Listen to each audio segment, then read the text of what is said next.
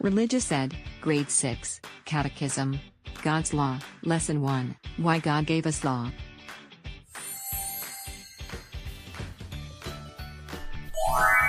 God created laws for the universe and world to follow. Scientists have studied these laws and have written books about them.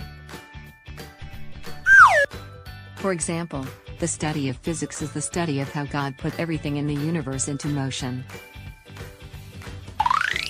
Biology is the study of all living things. All things follow natural law, which are laws obvious to anyone who studies nature. From natural law, we can tell what moral principles God wishes for us to keep. For example, we must seek good and avoid evil. A more precise example is that we should be honest in dealing with one another. A person who is dishonest will cause evil and suffering.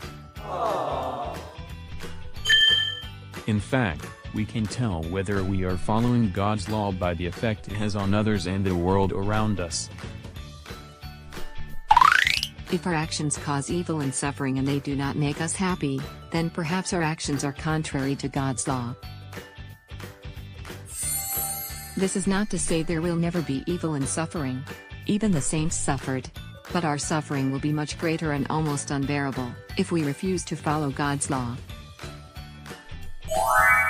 If you are always unhappy, you should pray and consider if you are following God's laws.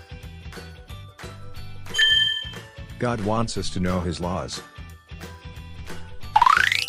For this reason, God also gave us the 10 Commandments. He established covenants and laws with His people, the Israelites. Finally, He sent Jesus to be our teacher.